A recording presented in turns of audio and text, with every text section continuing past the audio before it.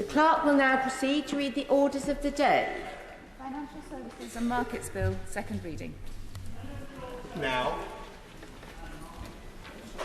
The question is, neither of the reasoned amendments have been selected, just to inform the House, and Minister Richard Fuller to move the second reading. Thank you very much, Madam Deputy Speaker. I beg to move that this bill be now read a second time.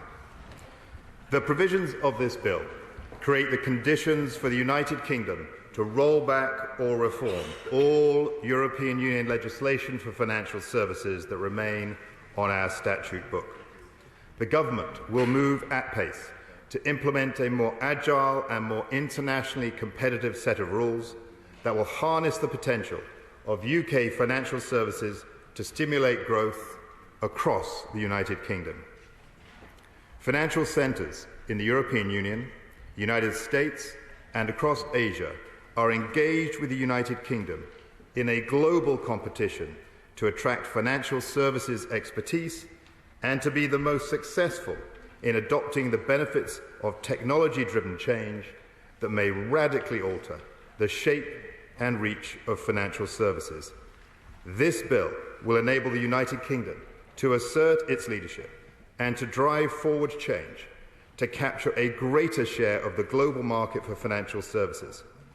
As the Prime Minister has said, the financial services sector is the jewel in the crown of the UK economy, and we are committed to supporting it to realise its full potential. An effective, efficient and easily accessible financial services sector is a vital foundation for the ease of daily life and for the national economy. And the Government is therefore taking forward an ambitious set of reforms in this landmark Financial Services and Markets Bill. Of course, I give way to the Honourable Lady.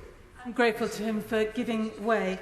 In this new bill, there's a new statutory objective on competitiveness and growth, and that puts those objectives higher than, above, the UK's legally binding nature and climate targets. Given that a thriving economy depends on a thriving environment, would he look again and consider introducing a climate and nature-specific statutory objective too? So you've got two statutory objectives rather than one statutory objective and a regulatory principle, which are not the same thing.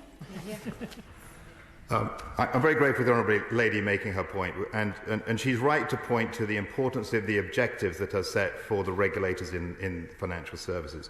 But surely she will accept that the most fundamental principle that each should have is the stability of financial services in the United Kingdom. In this bill, we pay regard to that. We have added, as she has suggested, some focus on global competition and achieving growth across the United Kingdom. Those are the fundamental demands the British people have of the financial services sector. It is important, however, that we have regard to the issues that she has mentioned, and I'm sure as we move to committee stage we will discuss that in more detail, and the priority that should be attended to that, again, in more detail. I will, Honourable Friend. I'm very grateful to my Honourable Friend for giving way. On the point of environmental issues, I take his point about the need to secure the stability of the sector. That's not in dispute. One of the things that we have not done, though, in this country is take steps to place a duty upon financial institutions not to invest in businesses that are supporting deforestation around the world. Our combat against deforestation has run through a range of policies this government has pursued and should be continued. I will be asking him, as we go through this process, ahead possibly of bringing forward amendments to report to look at placing such a duty on the financial services sector so that at least it asks the question before it invests internationally, is this going to lead to deforestation? Well, I'm very grateful to my right honourable friend for adding this. It is clear that there is interest in this House to debate the priority that is given to these particular matters, and I look forward very much to listening to his contributions at committee stage and also those of honourable members opposite to see if we have got those right. One more time and then I'll make a bit of progress. Thank the Minister for giving way. There's much in this bill I think that there'll be cross-party support for. But there are some things that I worry about, and I wonder if he could give reassurance. The Henry VIII powers, which are in the bill, the fact that there's now going to be a great deal of extra power given to the regulators in this country and the Treasury. And I worry about appropriate accountability to this House. So can you give us some reassurances on the Henry VIII powers and give us proper undertakings that he's not creating a system which will leave this House out? Madam Deputy Speaker, not unsurprisingly, the Right Honourable Lady opposite has put her finger on one of the most fundamental parts of the debate that we need to have on this bill, which is the accountability for regulators, as expressed through this House and as expressed through the government itself, if I may say. And I can assure the Honourable Lady that through the progress of the bill, we will play, in fact, further in the speech, I will refer to those matters, and this will be a fundamental part of our debate as we progress this bill. Further to the point, of course. I thank the Secretary of State for giving way. I think one of the points my honourable friend was making wasn't just in terms of regulation post-Brexit, but actually the power grab that's happening to the Treasury. I mean, Clause 3 looks at the Treasury powers during transition, and you'll see from Schedule 1 to 11, it sets out that the primary legislation is going to be bypassed, powers given directly to the Treasury, and it states that those powers are given directly to the Treasury because of the need to be quick and to be speedy in terms of moving this law into domestic, moving EU regulations into domestic law. But I think that's where one of the problem lies, is how much power is going directly to the Treasury and bypassing Parliament entirely. Minister. The Honourable Lady again makes a useful point about the extent of change. She points to the fact that this is there's a very extensive amount of change in this bill. And as we repeal EU legislation, there will clearly be some measures upon which there is common view that these can easily be repealed, that they're unnecessary. I mean, it's quite right that the Treasury and the government should be able to take those actions directly. Equally, there will be measures that will require full consultation by this House through secondary legislation. I can commit to the House that we will take those through at pace, but with the full approach of parliamentary colleagues to debate those fully. It seems it is important in doing this that we achieve the primary objectives of the bill, which is to create the United Kingdom as a solid financial service centre across the globe, and that is what the bill is seeking to do. In fact, Madam Deputy Speaker, the bill has 5 objectives: to implement the outcomes of the future regulatory framework review, which involves reshaping our regulatory and legislative regime as an independent state outside of the European Union; to bolster the competitiveness of UK markets and to promote the effective use of capital; to promote the UK's leadership in the trading of global financial services; to harness the opportunities of innovative technologies in financial services; and to promote financial inclusion and consumer protection. And I'll take each of these in turn. First, as we've been discussing, implementing the outcomes of the FRF, or Future Regulatory Framework Review. Clause 1 and Schedule 1 repeal retained EU law for financial services so it can be replaced with a coherent, agile and internationally respected approach to regulation that has been designed specifically for the United Kingdom. And this will build on the existing model established by the Financial Services and Markets Act of 2000 that empowers our independent regulators to set the detailed rules which apply to firms. They do this while operating within the framework and guardrails set by the government and by Parliament. Schedule 1 contains more than 200 instruments which will be repealed directly by this bill. While in some cases these rules can simply be deleted, in many areas it is necessary to replace them with the appropriate rules for the United Kingdom in our own domestic regulation. These instruments will therefore cease to have effect when the necessary secondary legislation and regulatory rules to replace them have been put in place. Now, Madam Deputy Speaker, we have already heard the importance from honourable members of this House that putting these into effect will require a significant programme of secondary legislation to modify and restate the retained EU law. And in most cases, I can confirm that this will be subject to the affirmative procedure in our House. The honourable gentleman want to give way. I'm grateful to the Minister for giving way, and I welcome him to his post. But is it not the fact, for the benefit of those watching proceedings who maybe aren't familiar with it, using secondary legislation means that each piece of secondary legislation that comes forward, this House has a choice to take it or leave it. There will be no opportunity for Parliament to amend secondary legislation if we don't think it is good enough. Minister. Well, the honourable gentleman know that as we go through committee stage, there will be plenty of opportunities to review each of the 200 measures should he so wish and to make recommendations. He will also be aware that the government has undertaken significant consultations with industry and others already, and there are ongoing reviews on a number of measures that are in place, some of which are actually being enacted in Schedule 2 of this legislation. So I would just caution, I don't feel that his concerns will actually be the case. There will be a process of consultation for a number of those measures, and there will be ample time for questions in this House as those consultations go through. We have already undertaken, as I said, fundamental reviews in some areas that we are seizing the opportunities of leaving the European Union, and this bill delivers those outcomes. So let me touch on these briefly. The bill gives the Treasury the powers to implement reforms to Solvency II, the legislation governing prudential regulation for insurance. The government is carefully considering all responses to its recent consultation and will set out its next steps shortly.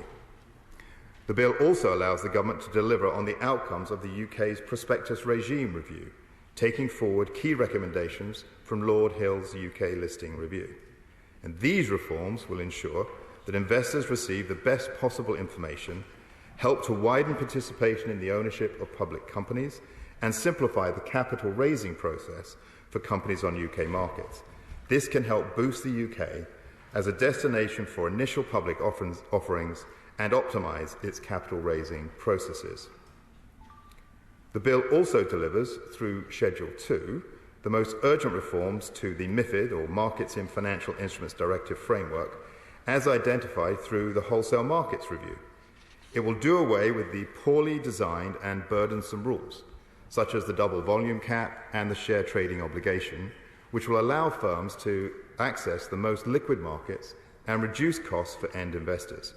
We intend to bring this into effect shortly after royal assent. In reforming our regulatory framework, it is right to think about the regulator's objectives, so that they reflect the sector's critical role in supporting the UK economy. For the first time, the Prudential Regulatory Authority and the Financial Conduct Authority will be given new secondary objectives as set out in Clause 24 to facilitate growth and international competitiveness. The FCA and the PRA will do this within an unambiguous hierarchy that does not detract from their existing objectives. Now, it is critical that these new responsibilities for regulators are balanced with clear accountability to both government and to Parliament. This is addressed in clauses 27 to 42, alongside clause 46 and Schedule 7. The bill includes new requirements for the regulators to notify the relevant parliamentary committee of a consultation and to respond in writing to formal responses to statutory consultations from parliamentary committees. The regulators are ultimately accountable to Parliament for how they further their statutory objectives. So these measures recognise the importance of the committee structure for holding the regulators to account. While I welcome the new Treasury Select Committee subcommittee, it is ultimately for Parliament to determine the best structure for its ongoing scrutiny of the financial services regulators. I'm happy to I'm very pleased that, having been on the Treasury Committee a number of years ago when we were looking at the Financial Services and Markets Act 2012, competitiveness was not being properly addressed. But is my honourable friend convinced that the Treasury Committee will be able to impel a sense of urgency on the regulators, that competitiveness is incredibly important? It's one thing to be holding regulators to account, it's another thing to be able to actually drive them to implement the will of Parliament. Minister. Well, my honourable friend opens up an area of particular personal interest when I was a backbencher, and therefore feel tempted to stray during what may be my rather temporary position on the front bench. However, Madam Deputy Speaker, I do not wish... It was a cheap attempt for a laugh. If I may just say this, without straying too far, I think it is recognised across the House that the role of Parliament in holding regulators to account is an area that needs further investigation. This bill is quite remarkable because we're building on a structure from the year 2000 that put tremendous power in the hands of regulators. We think that's right. We don't think we should have the same prescriptive, statute-based approach of our European Union because we feel that's too rigid, it doesn't promote competition, it doesn't help growth. But we must recognise as a House that it is therefore responsible for us, very carefully as we take this bill through the House, to make sure that those structures of parliamentary oversight are appropriate. I'm very happy to give way to the member. As much as I very much enjoy serving on the Treasury Select Committee, it has an incredibly busy agenda. What you're doing here is taking from 650 members of Parliament down to a committee of 11 and a subcommittee perhaps yet smaller to do a huge amount of scrutiny on incredibly important structural issues of financial services. Does he really think that's adequate? Yeah. Minister. Well, again, Madam Deputy Speaker, the Honourable Lady is tempting me to talk beyond what is really the responsibility of government. She is raising questions which are correctly and appropriately for parliamentary authorities to respond to. But on the more general point that she is saying about in a system, is the system correct to rely on the regulatory framework that was established in the year 2000? I think the answer to that is absolutely yes, we should. I think, as I've just mentioned, it provides the ability for an agile, pro-growth, competitive set of financial services regulations. And I believe that ultimately Parliament itself is capable of providing that democratic oversight over the regulators. And if the Honourable Lady opposite is concerned about that, I very much encourage her to take it up with parliamentary authorities in the usual way. So I do welcome the Treasury Select Committee subcommittee. I have said it's ultimately up to Parliament to determine the best structure for the ongoing scrutiny of financial services regulators. And the bill includes also a new power for the Treasury to require the regulators to review their rules when it is in the public interest. Following any such review, the final decision on potential action would be for the regulators to make. Following the repeal of retained EU law, Madam Deputy Speaker, the Government will have no formal mechanism to bring public policy considerations directly into rulemaking. It is right for the democratically elected government of the day to be able to intervene in a matter of financial services regulation where there are matters of significant public interest. The government's intention is, therefore, to bring forward an intervention power that will enable Her Majesty's Treasury to direct a regulator to make, amend or revoke rules where there are matters of significant public interest. Madam Deputy Speaker, the Chancellor will take a final decision on the precise mechanics of the power, and the Government will table an amendment during committee stage of the bill. Let me now turn to the bill's second objective, bolstering the competitiveness of UK markets and promoting the effective use of capital. I have already spoken about the improvements to the UK's regulation of secondary markets in this bill through reforms to the MiFID framework in the Wholesale Markets Review. These changes will lower costs for firms and align our approach with other international financial centres, such as the United States. To improve the smooth functioning of markets, we will introduce a senior managers and certification regime for key financial market infrastructure firms. We will expand the resolution regime for central counterparties to align with international standards and enhance the powers to manage insurers in financial distress. The next objective of this bill is to strengthen the UK's position as an open and global financial hub. Outside of the EU, the UK is able to negotiate our own international trade agreements, including mutual recognition agreements, or MRAs, in the area of financial services. The Government is currently negotiating an ambitious financial services MRA with Switzerland. Clause 23 enables the introduction of any necessary changes through secondary legislation to give effect to this and to any future financial services MRAs. Schedule 2 contains measures that enables the United Kingdom to recognise overseas jurisdictions which have equivalent regulatory systems for securitisations classed as simple, transparent and standardised, allowing UK investors to diversify their portfolio while maintaining the level of protections they currently enjoy. Now, this bill takes the UK further forward as a centre for financial markets technology. Clauses 21 and Schedule 6 extend existing payments legislation to include payment systems and service providers which use digital settlement assets, which include forms of crypto assets used for payments, such as stablecoin, backed by fiat currency. This brings such payment systems within the regulatory remit of the Bank of England and the Payments System Regulator, allowing for their supervision in relation to financial stability, promoting competition, and encouraging innovation. To foster innovation, clauses 13 to 17 with Schedule 4 enabled the delivery of a financial markets infrastructure sandbox by next year, allowing firms to test the use of new and potentially transformative technologies and practices that underpin financial markets, such as distributed ledger technology. In parallel, the bill promotes the resilience of the finance sector by allowing the financial service regulators to oversee the services that critical third parties provide to the finance sector. I want to turn now to the final objective of the bill, which I know will have commendable focus from colleagues across the House: promoting financial inclusion and consumer protection.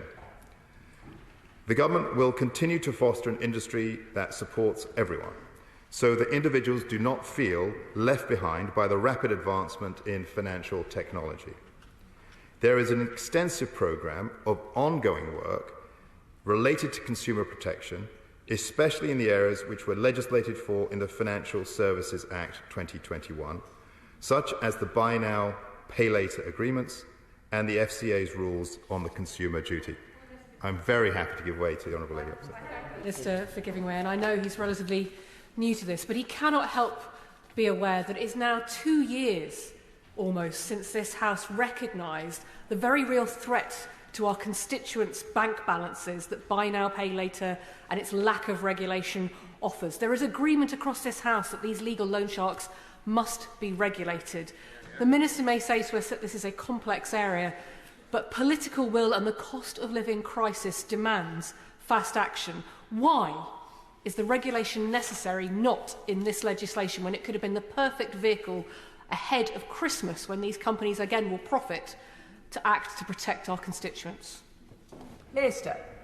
Well, the Honourable Lady is right to talk about the urgency and right to mention the complexity, and she understands that it's complex, and she will, I think, invigorate us all to move as quickly as possible. I would just note that even as recently as the 19th of August, the FCA has followed up with the Buy Now, Pay Later companies, reminding them of the rules that they have to undertake, and that the government will bring forward the consultation, is committed to bring the consultation forward on the draft legislation before the end of the year. And I look forward to discussing these matters further with her. And just the 2021 Act also made legislative changes to support the widespread offering of cashback without a purchase by shops and other businesses. Clause 47 and Schedule 8 of this bill go further and give the FCA responsibility to ensure reasonable access to cash across the United Kingdom. They will have they will have regard to local access issues and a government policy statement on access more generally. The Treasury will designate banks, building societies and cash coordination arrangements to be subject to the FCA oversight on this matter. And with that, I'll give way.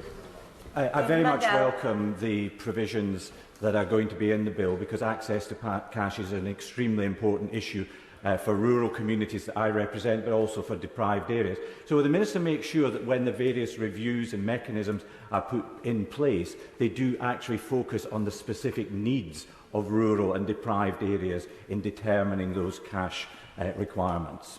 Minister. My right is absolutely right, and he'll know that the question of access is very different in urban areas to rural areas, and I can give him the assurance that he seeks. Can I thank the Minister for giving way, and obviously I too welcome all these provisions, but can he just confirm that when he says access to cash, what he actually means is free access to cash and not paid for ATMs? Minister. Well, when I say access to cash, I mean access to cash. My honourable friend raises the question of whether that access should be free, and again, I think that will be a matter that we will return to when we go to a committee stage. But I cannot give him that assurance at this stage of their proceedings. As the country As the country faces cost of living pressures, we must ensure that the door to affordable credit is open to all. The credit union sector plays a crucial role here, delivering for its members and providing an alternative to high-cost credit. Clause 63 of the bill allows credit unions in Great Britain to offer a wider range of products and services to their members. To improve consumer protection, the bill will strengthen the rules around financial promotions. Clause 62 of this bill enables the payment systems regulator to mandate the reimbursement of victims of authorised push payment scams by payment providers for all PSR-regulated payment systems, and places an additional duty on the regulator to mandate reimbursement in relation to the faster payment services specifically. Clause 48 and Schedule 9 give the Bank of England new powers to oversee wholesale cash infrastructure to ensure its ongoing effectiveness, resilience and sustainability. Clause 47 and Schedule 8 of this bill on cash access will have regard to local access issues and a government policy statement on access more generally. The Treasury will designate banks and building societies and cash coordination arrangements to be subject to FCA oversight on this matter. Madam Deputy Speaker, to conclude, this is I'm afraid I'm going to conclude. To conclude, this is a significant bill. I look forward to the House considering each measure in detail as the bill makes its passage through Parliament. This bill has a single vision: to tailor financial services regulations to UK's needs, to promote global competitiveness and innovation, and contribute growth to our economy. And I commend it to the House. The question is that the bill be now read a second time. Before I call the Shadow Minister, I just want to point out what I think is probably obvious, is that this debate is very well subscribed, and I hope that in considering their speeches, honourable and right honourable members will bear that in mind. Shadow Minister Tulip. Thank you, Madam Deputy Speaker. I'd like to start by thanking the Minister and his officials for all the information that they've shared about the measures in the bill in recent weeks and the way they've cooperated with me. As the Minister said, this bill implements the outcomes of the future regulatory framework review and attempts to set out a clear direction of travel for regulation of the city post-Brexit.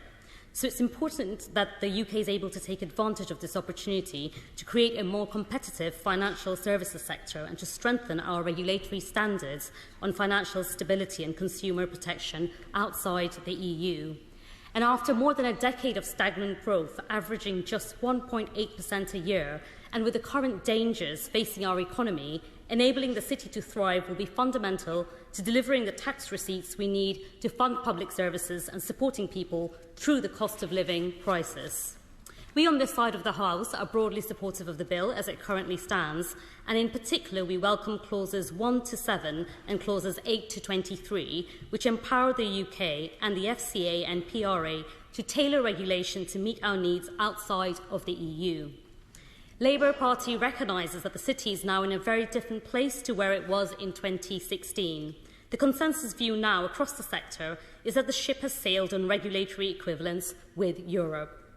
But regulatory divergence with the EU has potential to produce many opportunities for the sector and wider economy, such as reform of Solvency II, to unlock capital for investment in the green transition.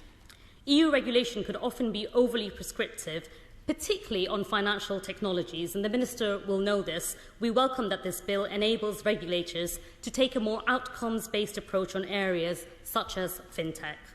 However, Europe will always remain an important market for our financial services sector. In 2021, exports of financial services to the EU were worth £0.1 billion, 33% of all UK financial services exports. And since 2018, the value of UK financial services exports to the UK fell by 19% in cash terms, and there's been little progress in securing trade deals for our financial services around the world. And I have to say to the Minister that the sector is disappointed that the government has so far failed to finalise a memorandum of understanding on regulatory cooperation or to negotiate for mutual recognition of professional qualifications for our service sectors with the EU. I hope the Minister, in his summing up speech today, will tell us what impact he believes this bill will have in securing these important agreements with the EU and on boosting financial service exports more generally. The Minister will know that I like my series of questions when I deal with him, so there's more to come, I'm afraid. I now want to turn to Clause 24. We support the principle that there is a role for the FCA and PRA to advance international competitiveness and growth. And we on this side of the House are strongly committed to supporting the city to retain its competitiveness on the world stage and ensuring that the UK remains a global financial centre outside of the EU. But it's also right that financial stability and consumer protection remain the priority for regulators. Any compromise on these important objectives would be self-defeating. Yes, sure.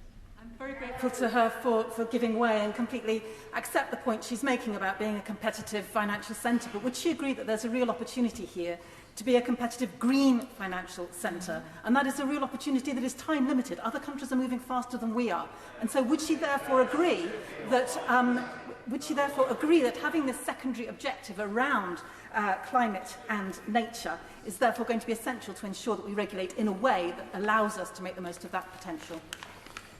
I thank the Honourable Lady for her intervention, and I actually do come to this later on in my speech, and I know it felt like the people opposite didn't agree with her, but I actually agree with what she said, and I will come to it later on in the speech.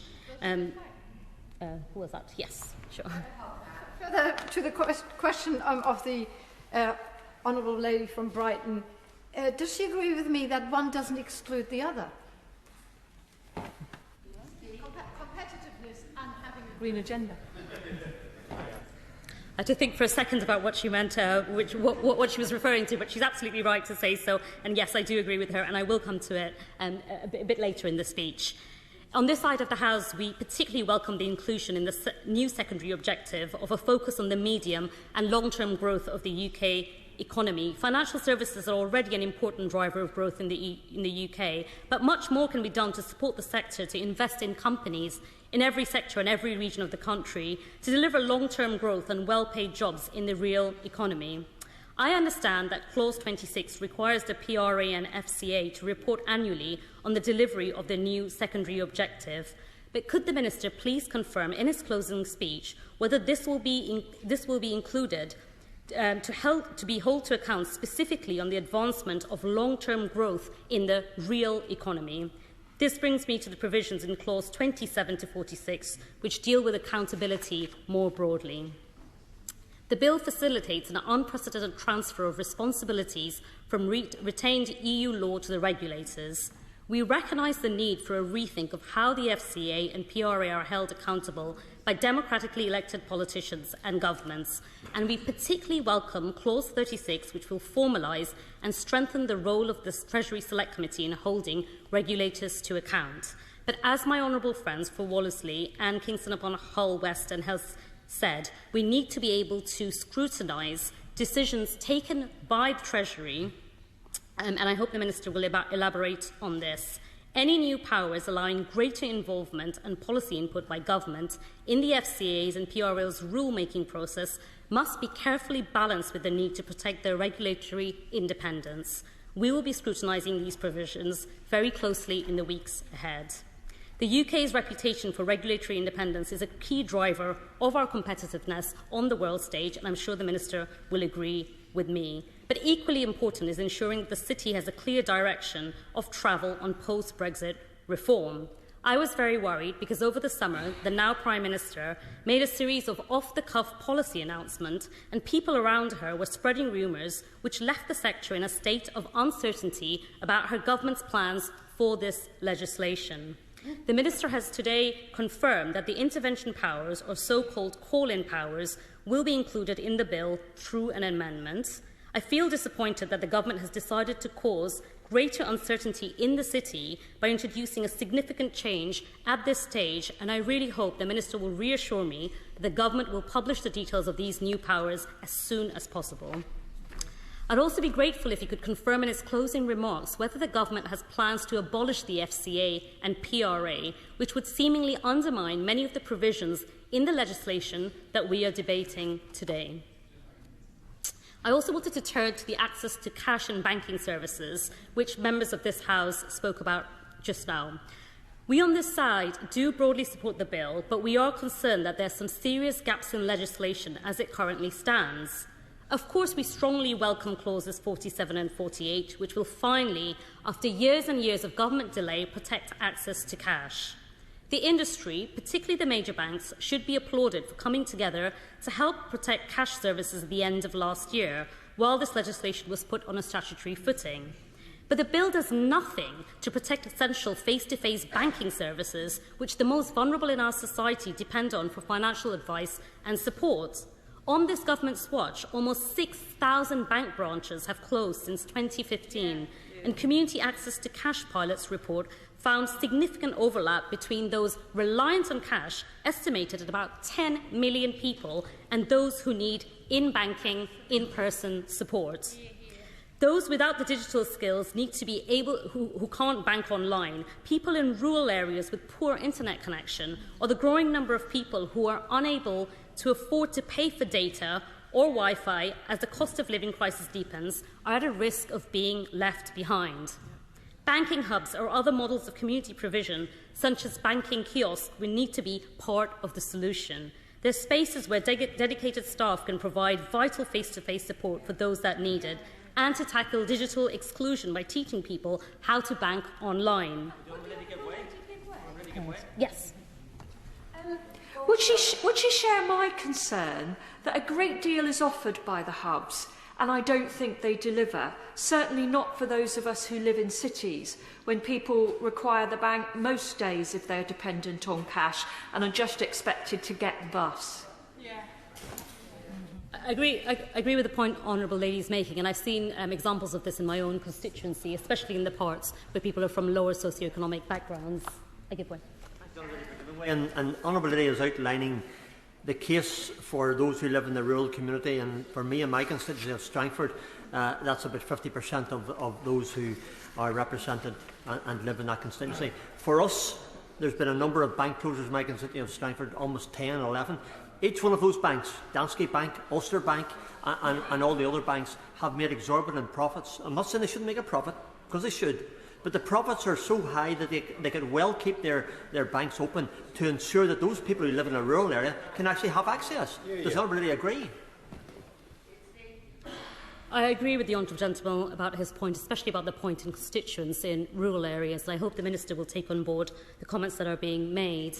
I was delighted to hear the announcement from the Cash Action Group this week that the sector will be launching additional banking hubs on a voluntary basis, but these services must be protected by legislation. And so I'd ask the Minister to kindly set out in his summing up when the Treasury will be publishing its cash access policy statement and whether it will ensure that in-person services are protected under the legislation. It's also disappointing that the bill fails to address the growing problem of financial fraud. While Labour fully supports Clause 62, which enhances protection for victims of authorised push payment scams, the bill actually does nothing to strengthen fraud prevention. Under this government, the amount of money that has been stolen from hard-working people and businesses' bank accounts through scams and frauds has reached an all-time high of £1.3 billion. That would be bad at a normal time, at the best of times, but is especially bad when we're in the middle of a deepening cost of living crisis. This government has completely failed to get to grips with modern fraud and modern scams such as identity theft and online scams. It's seen people's lives stolen and it's seen people's economic stability put at risk. The former Secretary of State for Business, who is now the Chancellor of our country, was asked about fraud earlier this year, and he dismissed it and said that fraud and scams are not a part of everyday lives for most people. This is breathtakingly out of touch. Why does the Chancellor think this? It's shocking. And the Martin Lewis, the money-saving expert, said at the time, and I quote, "Denigrating the experience that people in this country have had with scam and the lives that have been lost or destroyed because of scams is an outrage. He must and needs to apologise if he has any shred of decency in him." Madam Deputy Speaker, we still haven't received an apology from the Chancellor, but he can put things right by bringing immediate action to rectify the amount of fraud and scams that people are facing and bring forward action immediately. So could I ask the Minister to explain in his closing statement why his government continues to fail to take fraud seriously and push responsibility solely onto the banks? The bill ignores the fact that digitally savvy criminals are increasingly exploiting a range of financial institutions, such as payment system operators, electric money institutions, and crypto asset firms, to scam the public. And in his summing, can he please explain why the bill would only provide for the reimbursement of fraud victims who send money using the faster payment system, and why other payment systems have not been included? It seems baffling. The other area where I feel the bill lacks ambition is support for the mutual and cooperative sector.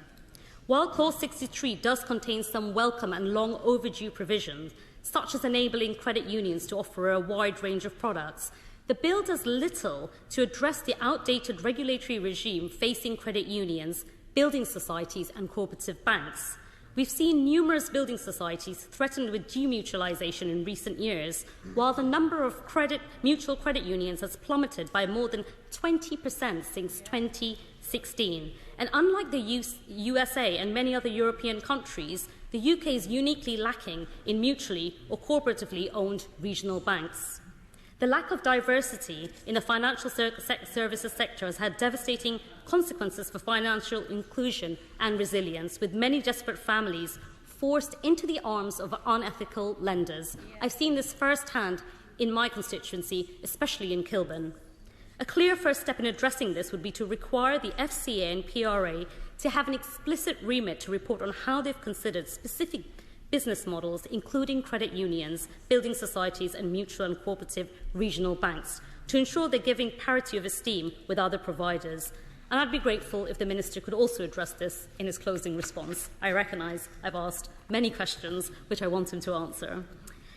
I wanted to turn briefly to food speculation. It's been brought to my attention by Global Justice Now that there are concerns that the government's proposed reform to the position limits regulations under MiFID II have not been adequately assessed for commodity market speculation risks. So I just want to ask the Minister to provide some reassurance that these reforms will not adversely impact commodity prices, such as energy and food prices, in the midst of a cost of living crisis, and what role will the regulators play in monitoring this? And finally, to come to the points that came from this side of the House, it's striking how little the bill has to say about green finance. We of course welcome Clause 25, which formalises the responsibilities of the FCA and PRA under the Climate Change Act introduced by the last Labour government, could I remind the House? But the government promised much more radical action than this. Indeed, we were promised that the UK would become the world's first net zero financial centre, but instead we're falling behind global competitors. A recent report from the financial services think tank New Financial revealed that in both share and penetration of green finance in capital markets, the UK is a long way behind the EU. It's possible the Minister hasn't read the report. I'm happy to send him a copy. But if he reads it, he will see that it says in black and white that the UK is behind the EU.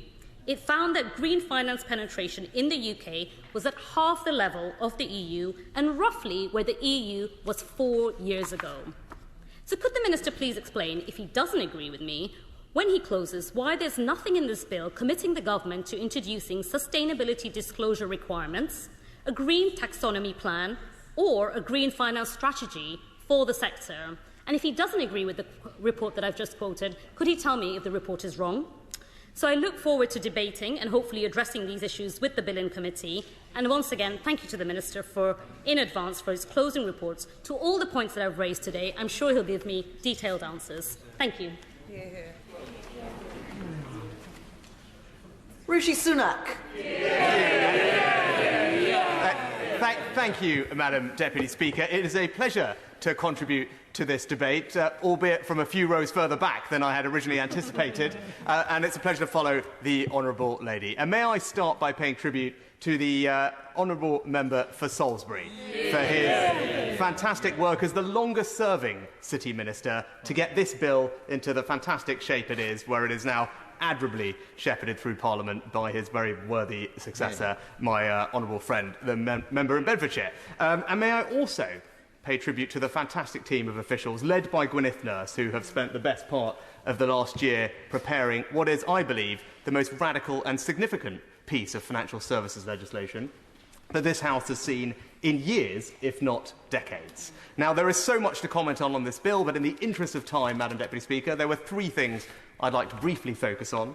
Firstly, that this bill appropriately seizes the opportunities of Brexit to scrap retained EU law and move to an agile system of regulation that is tailor-made for the UK. Secondly, the bill reforms regulations to make sure that we support economic competitiveness. And lastly, it keeps the UK at the forefront of harnessing innovative technologies, not for now, and make sure that we keep pace in a fast-moving sector. So firstly, on Brexit. With the future regulatory framework, this bill represents a significant move away from relying on retained EU law as a means of regulating the UK's financial services sector. Clause 1 provides for a full sweeping away, a full revocation of essentially all the retained EU law concerning financial services in the UK. This is radical, this is right, it is indeed what Brexit was all about, and this bill delivers it. Now, we will move appropriately to the FSMA model, where the government sets the overall policy approach and delegates the operational implementation of those regulations to the independent regulators. As my honourable friend the Minister said, this is the internationally respected gold standard for how to do this.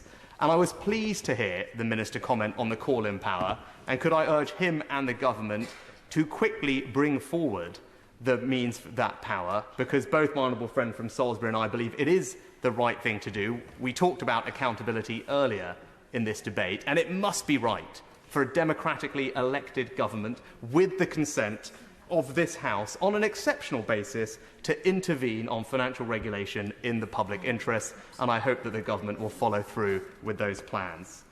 Turning next to what this bill does to support competitiveness.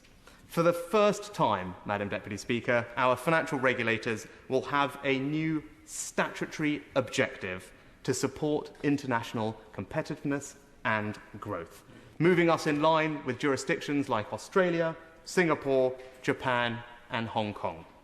There will be new statutory panels to give better external scrutiny and challenge on the regulators' cost-benefit analyses.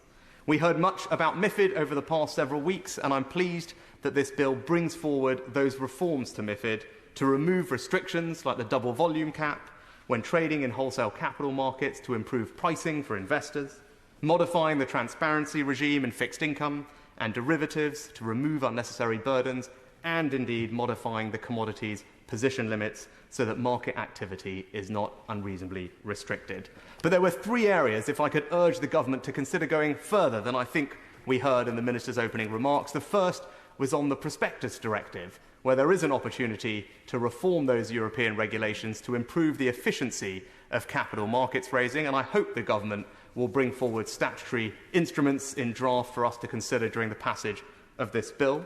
The second was to ask the government its intentions with regard to the European PRIPS Directive, which is ripe for reform, and I would suggest repealing PRIPS and replacing it with a tailor-made regime specifically for UK markets. This will eliminate a counterproductive regulation, broaden the range of products available for UK investors, and indeed increase UK retail participation in our financial markets. Yes, happy to. Member for giving way. Does he think this bill sufficiently challenges the FCA to speak up and support consumers? Yes, indeed I do, and actually there are provisions which the Minister touched on which increase consumer protection, and I know my honourable friend the member for Salisbury spent a lot of time ensuring that they would have that protection, particularly with regard to scams, as the Minister outlined in his opening remarks, which is an area that needs attention. And then the last area to consider for the government to go further on the regulatory side is on ring fencing, Madam Deputy Speaker, and I would suggest that the government accepts the recommendations of the independent SKIOC review, but also to consider going further, because I know this is a government with a deregulatory zeal for growth, and then two areas in particular. One is to review the threshold limits, which haven't been looked at since they were initiated, but secondly also to fundamentally look at the ring-fencing regime in light of the fact that it was established after the financial crisis and we now have a full standalone resolution regime. And lastly, Madam Deputy Speaker, it's worth recalling that over half of Europe's fintech unicorns are based here in the United Kingdom, so it is important that this bill continues to support innovation. And I'm very pleased that in two specific areas it does. It builds on our pioneering and world-leading regulatory sandbox to include the opportunity to pilot new sandboxes for distributed ledger technology in financial market infrastructure. This has the potential not only to lower costs and improve efficiency, but also to improve financial stability, and I'm glad that the government is proceeding. Also, to move forward with stablecoins and bringing them into the payments legislation, because I believe that this will create the conditions for those stablecoin issuers and service providers to both operate and grow here in the UK. But if I could ask the Minister and the Government to consider implementing all of the fantastic ideas contained in the Honourable Member for Salisbury's speech in April regarding blockchain and crypto, notably proceeding with a sovereign gilt issue using distributed ledger technology, but also enabling the trading of exchange-traded notes on crypto on UK exchanges, where we risk falling behind Europe if we do not act. In conclusion, Madam Deputy Speaker, if I must just say this, why does all of this matter? Well, it matters for three specific reasons. Firstly, jobs.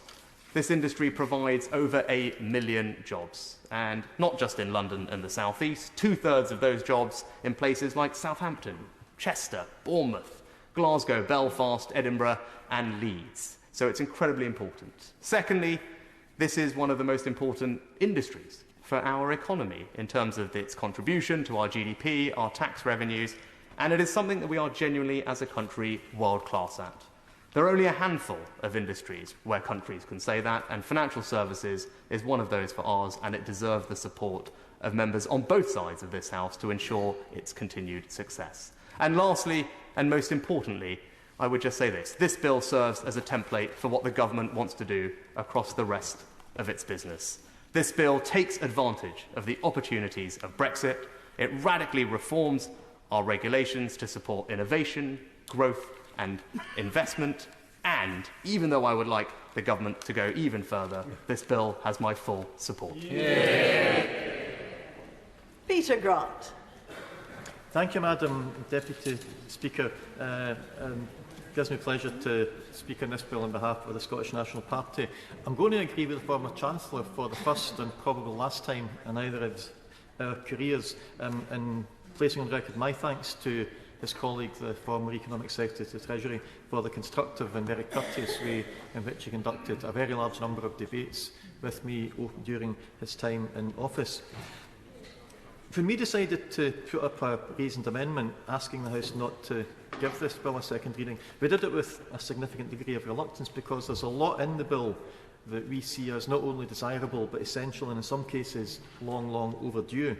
It's disappointing that the Government has chosen to package them with other provisions which give us very serious concern indeed, and to package them in such a way that it will probably prove to be impossible to amend the bill to take out the damaging parts. So, for example, the provisions relating to the regulation of digital settlement assets, or cryptocurrencies, the provisions on access to cash are ones that we welcome. We would have welcomed them several years ago if the Government could have been bothered to bring them in. Our only concerns with them probably are that they don't yet go far enough. But the dangers posed by other parts of the bill are so great that they may be too high a price to pay to get these necessary pieces of legislation onto the statute book. In the Queen's speech, we were promised a bill that would strengthen the United Kingdom's financial services industry, ensuring that it continues to act in the interest of all people and communities. This bill doesn't do that. In fact, the former Chancellor has confirmed what the Minister himself strongly hinted at. The main purpose here, the Government's main objective, is to force through a damaging and totally unnecessary divergence from our European Union neighbours for no other reason than that they can. The very first sentence in Clause 1, the Chancellor thinks it's a great idea. It invites us to wipe out well over 200 pieces of legislation with no idea of what will replace them. The bill gives the Treasury the power to decide when and if each of those 200 plus laws is revoked, the Treasury gets the power to decide when, if ever, they'll bring back forward replacement legislation for them. And despite the Minister apparently not understanding my concerns earlier on, if it's done through secondary legislation, if it's done through delegated legislation committees, there will be no opportunity for the House to amend them. There will be no opportunity for the House to make them better. There will be no opportunity for the House to insist on legislation coming forward if the government doesn't want to do it. The bill gives the Treasury the power to amend or revoke acts that have been passed by this whole Parliament. It allows them to revoke laws that have been passed under devolved authority by the elected national parliaments and assemblies of 3/4 of the supposedly equal partners in this union. A Treasury whose ministers have been appointed by a Prime Minister who got the first choice votes of 14% of her own members of Parliament will be allowed to overrule parliaments elected on a franchise of over 8 million citizens. How can that be anything other than a totally unacceptable power grab? And why? Because of the government's obsession with purging our 4 nations, even those that wanted to stay in, purging all of our nations of anything that they see as tainted by contact with the European Union. There's been no attempt to sift through the 200 plus pieces of retained EU law to identify which ones are helpful, which ones are necessary and which ones are potentially damaging. If it's got an EU flag on it, it's got to go. There's even a sweep-up clause in Part 5 of Schedule 1 that says if by some chance they discover any other EU legislation hiding somewhere that get missed out of the main schedule, that automatically goes as well. We're literally being asked to agree to revoke legislation that none of us knows is there, when even the people who drafted this bill don't know what that legislation might say. That, Madam Deputy Speaker, would be a gross abdication of our responsibility as members of Parliament. And I do find it quite comical that barely 24 hours ago, the sacked Prime Minister was still spouting the nonsense about he got Brexit done. And now we've been told that not only are there hundreds of bits of Brexit that haven't been done yet, and that's only in financial services and markets, but nobody even knows where they all are, or how many there might be, or what they might say. Brexit has not been done by a long, long chalk, Madam Deputy Speaker. Moving on to the specific powers in the other parts of the bill, the new regulatory powers and related matters in Part 2, we would generally welcome, although the Minister will no doubt appreciate that we'll want to look very closely at the detail during the Bill Committee. I'm a bit concerned that the Bill Committee may be pushed for time, despite the number of days I understand have been allocated to it. Members will be well aware of the concerns I have often raised about the inadequacies by the Financial Conduct Authority's powers and resourcing, as well as their reluctance to use the powers that they do have. There was mention from the Labour frontbench spokesperson about the lack of effective anti-fraud measures in this bill, which is a major, major concern, because financial fraud, financial scams are becoming a bigger menace every day, and they're hitting hardest at the people who can least afford to be hit. And something that I've noticed about a lot of the financial scams I've looked into on behalf of my constituents is they have features in common that aren't immediately obvious. Often they involve company directors effectively going out and soliciting loans from the general public in order to finance their own investments. Rather than put their own money at risk, they put somebody else's money at risk. If the investment goes well, the directors win. If the investment goes badly, the victims lose and the directors walk away scot-free. That's an obvious feature, for example, in the Blackmore bond scandal. But exactly the same thing happened with Safe Hands funeral plans. It might seem that Safe Hands was a funeral plan scam, but no, because what they did was they lied to the customers. They blatantly lied to the customers about how their money, how the customers' money would be safeguarded. They then used customers' money to invest in potentially profitable for the directors, but also very high risk for the owners of the money, very high risk offshore investments. So although it appeared at first glance to be a funeral plan, Safe Hands was in fact a good old-fashioned financial services scam. Now, clearly, at the time that Safe Hands was on the way down, regulations were coming into force that now mean that funeral plan providers need to be registered with the Financial Conduct Authority, something I warmly welcome. But I'd like to see us providing the same degree of regulation, the same protection for customers for other pay now, collect later schemes. Because if a customer gives the money to a company who then blows it and they lose their money, it doesn't really matter to the customer whether they thought the money was going to provide at some future date for the cost of a funeral, the cost of a wedding, the cost of the children going to university, or whatever. The risks are the same. The opportunities for fraud are the same in all of those schemes. The protection offered to customers should be the same in all of those schemes. We shouldn't have to go through industry by industry picking up where the scams are taking place. The key point is that it's not about the product or the service the company claims to be selling.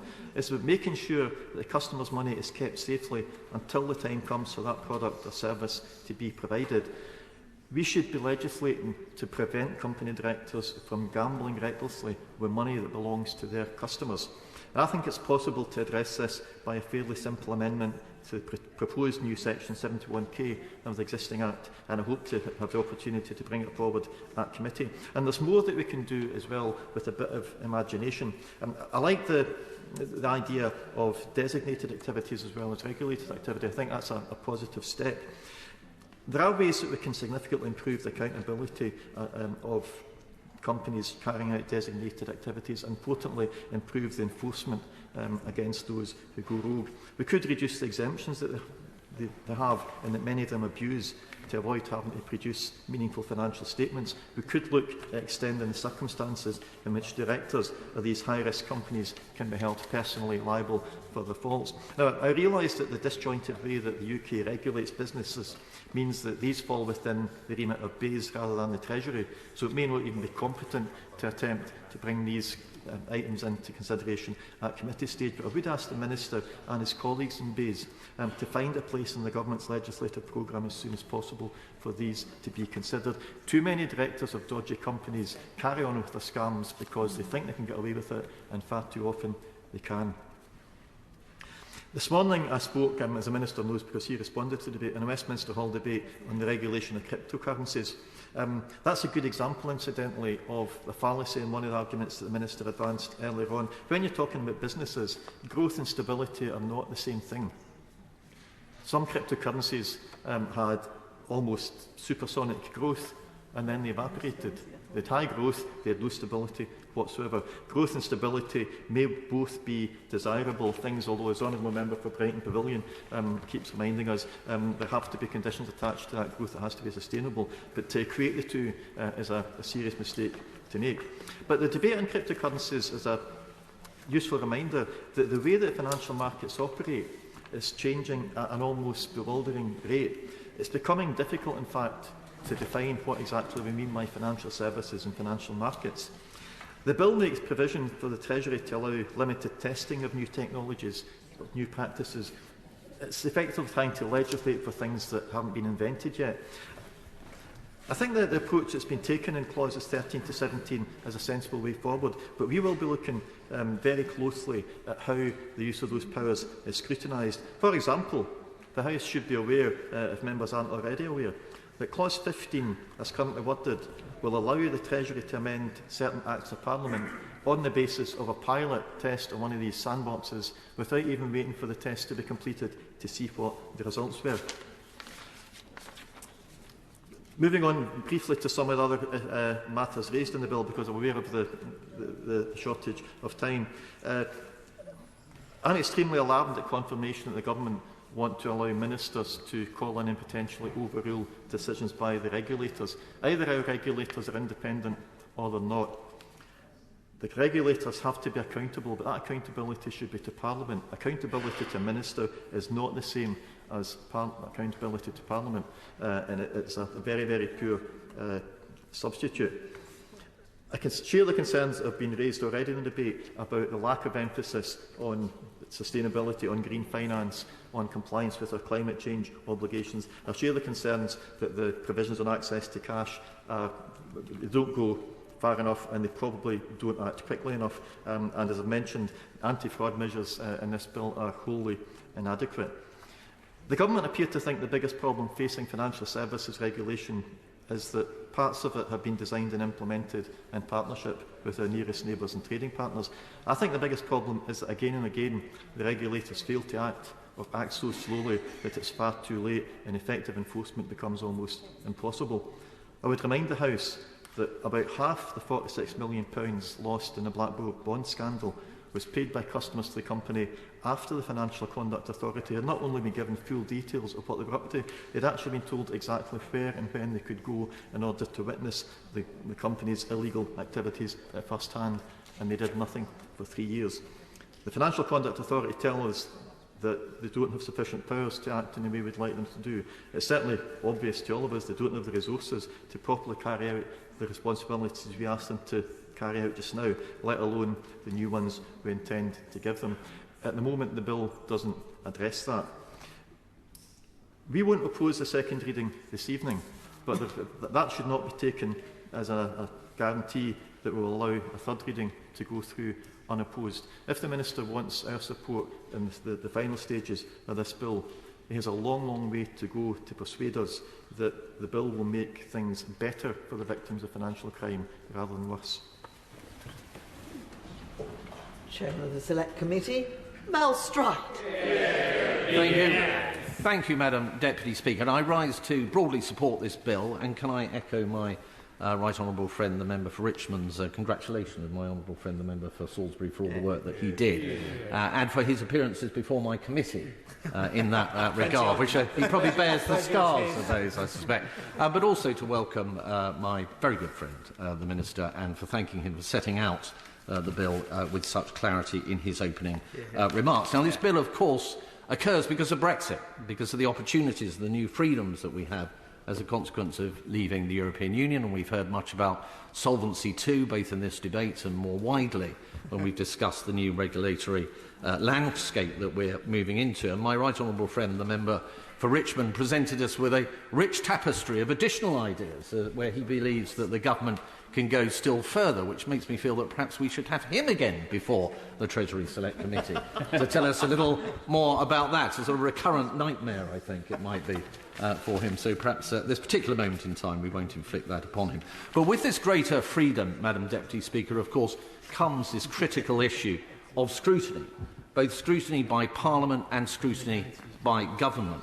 And when it comes to scrutiny by Parliament, the Treasury Select Committee, I believe, is and should remain right at the centre of that process. We are moving from a process that has been very bureaucratic within the European Union, a committee-based process that literally goes through regulation line by line, and it's important that it does that in the context of what were 28 member states, because, of course, it involves an element of negotiation at every stage of that scrutiny of those regulations. Well, we're in a very different environment now. We can be much more flexible, much more nimble, but we still need to be effective in that regard. And that's why I believe that the Treasury Select Committee should be at the heart of that process. And we have, as has been mentioned already in this debate, set up a subcommittee that will look specifically at the issue of regulation as it comes down out of the statute book and cascades down into the rule books and the manuals of the regulators themselves.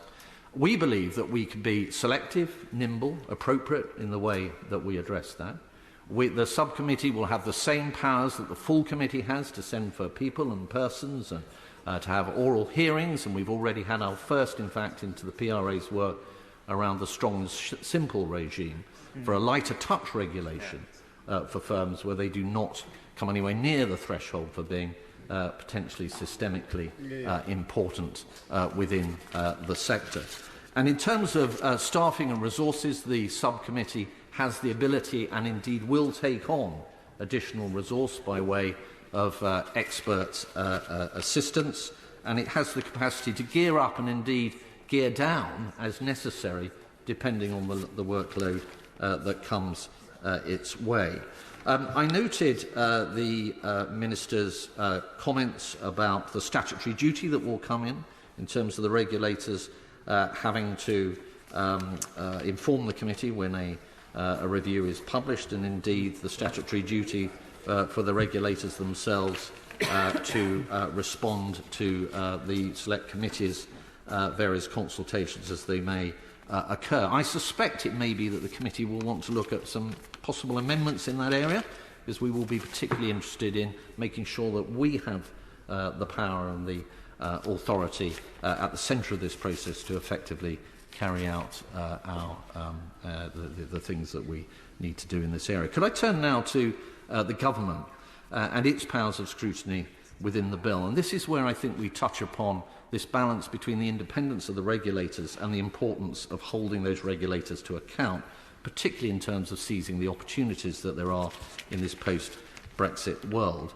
Now, prior to the Minister rising to his feet this afternoon, my understanding was there would be, as there is indeed within the current bill, a requirement for the regulators to be instructed, could be instructed by HMT to review rules on the basis of a public interest test, and in particular where perhaps there have been significant market developments, or indeed the rules themselves are not meeting the requirements or the purpose of those rules, only to be used in exceptional circumstances. And of course at that point, if a review were held, as I understood it, it would not be incumbent upon the regulator to then make any particular changes. However, what I think I heard the Minister say earlier on is that an amendment will be brought forward at committee stage that will allow the Treasury to have the power to actually direct the regulators to make changes. And that's a significant shift. Now, I know it was welcomed a moment ago by my right honourable friend, the member for Richmond, and I understand the upsides of this. I think it is important the regulators are held to account, particularly when it comes to our competitiveness and so on.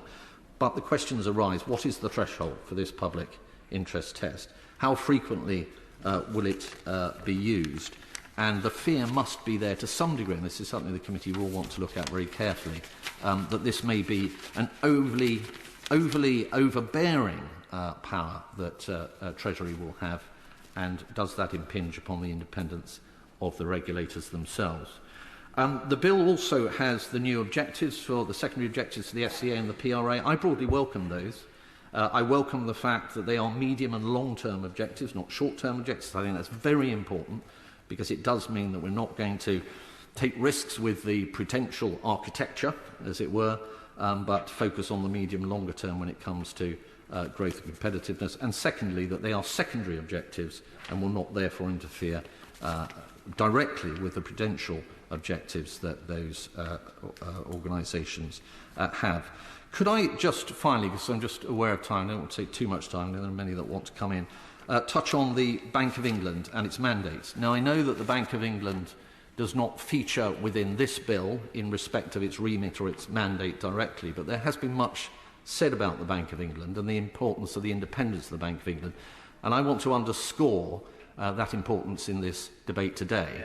There was a period going back some weeks and months where, perhaps because understandably many members and those who are now in government may have looked at the Bank of England and said, because inflation is so far adrift from its target of 2%, that therefore it is entirely unfit for purpose. I don't actually subscribe to that view. I don't believe that the bank has been perfect, but I think that it has faced extraordinary situations which has made its ability to keep inflation down to around 2% really a task that no central banker could have achieved if it were not to be the Bank of England. It is vital that the Bank of England maintains its independence, that politicians are kept out of monetary policy, that politicians, chancellors do not determine interest rates if we are going to have a credible approach to monetary policy going forward, and all the benefits that brings. And as I know my right honourable friend, the former Chancellor, has said at that dispatch box on occasion in the past, of course, if you take a 20-year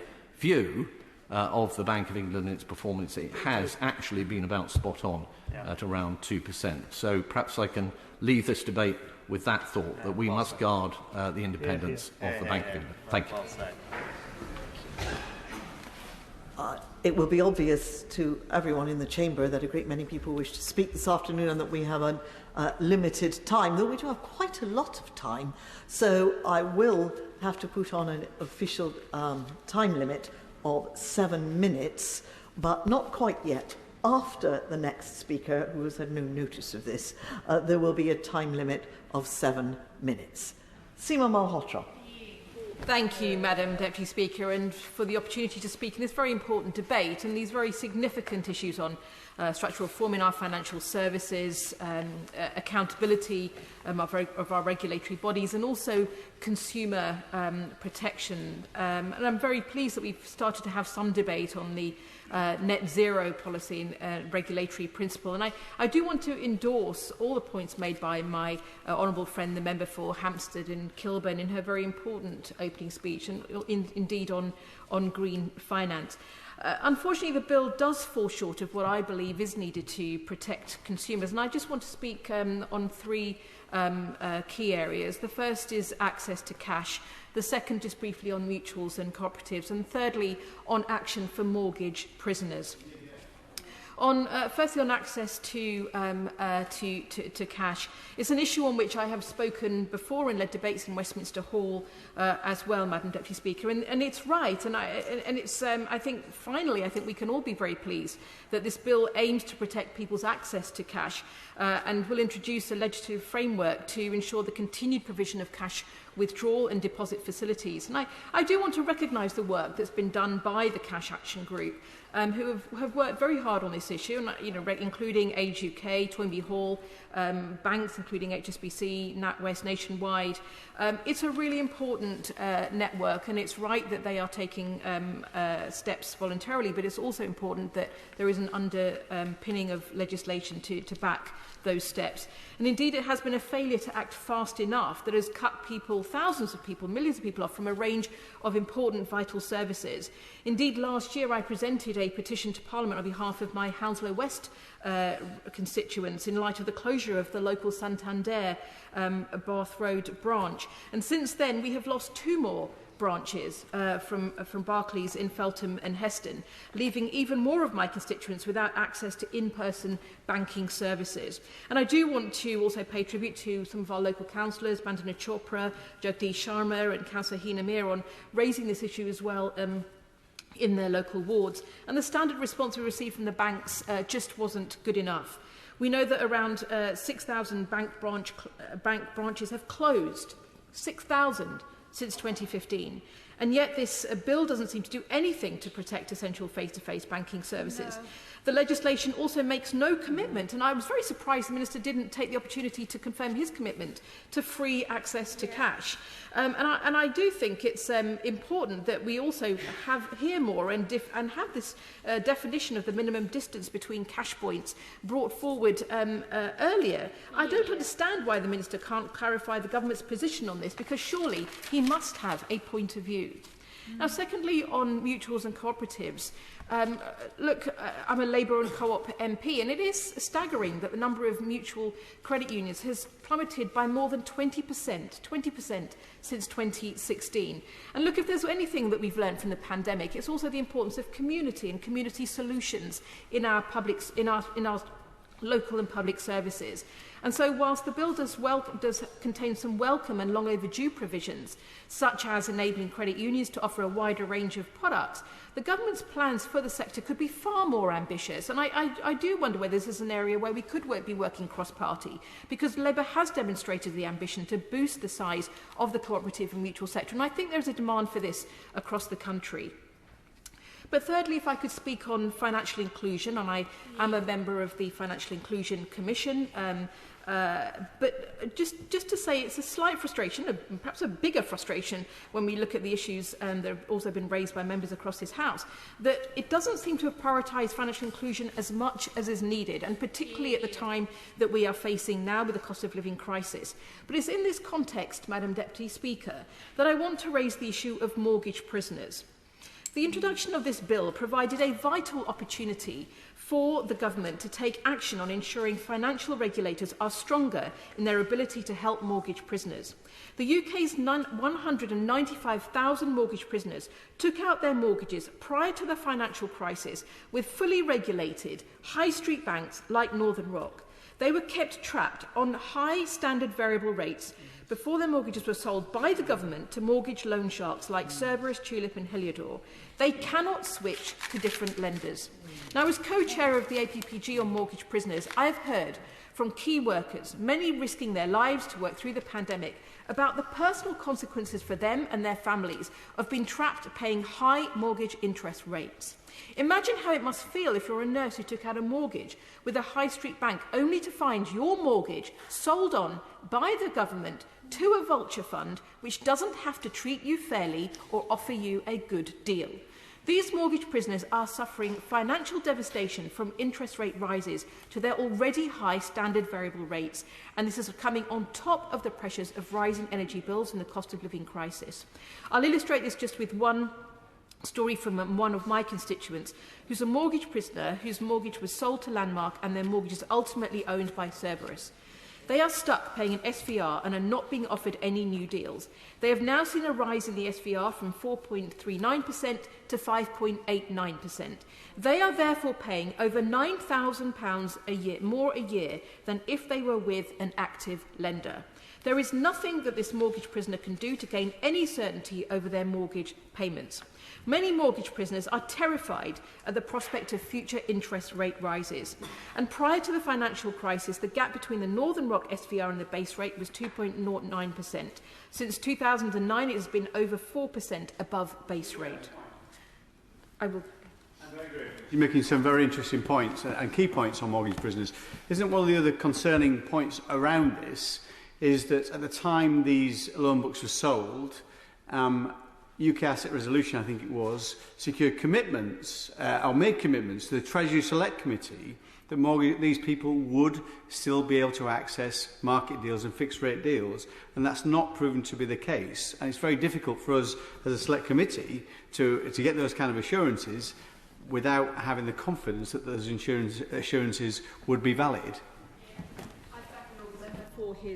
For his contribution, indeed for his work also on the APPG for mortgage prisoners. He's absolutely right, and that does need to be taken forward. And it's surprising that there hasn't been more push from the government also on this. And the government and the FCA have tried to claim that mortgage prisoners are not overpaying, in fact, and that they're paying similar SVRs to others in the market.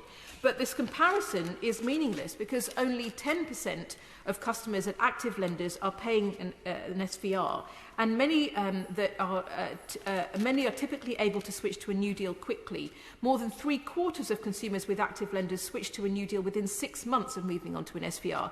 Mortgage prisoners have been stuck on high SVRs for more than 10 years. Now, the APPG on mortgage prisoners has put forward two options that would provide immediate relief for mortgage prisoners. These would cap the high SVRs paid by mortgage prisoners within active lenders and ensure that they would be offered fixed rates by their existing lender. It would provide immediate relief to all of the 195,000 mortgage prisoners. Martin Lewis has supported a cap on SVRs for mortgage prisoners at inactive lenders, and organisations like Surviving Economic Abuse also support this action. The government says that this would be an unprecedented intervention in the market. But the truth is, there is no market. There is no competition. It is the government's fault that it sold these mortgage prisoners onto vulture funds, and they are not treating them fairly. The APPG's proposals are a targeted intervention and would have no impact on the wider market of active lenders, such as the main high street banks which compete to offer their existing customers new deals. So to conclude, Madam Deputy Speaker, whilst I support much that there is in this bill, there is also much to clarify and to improve, and these enormous gaps that need to be addressed.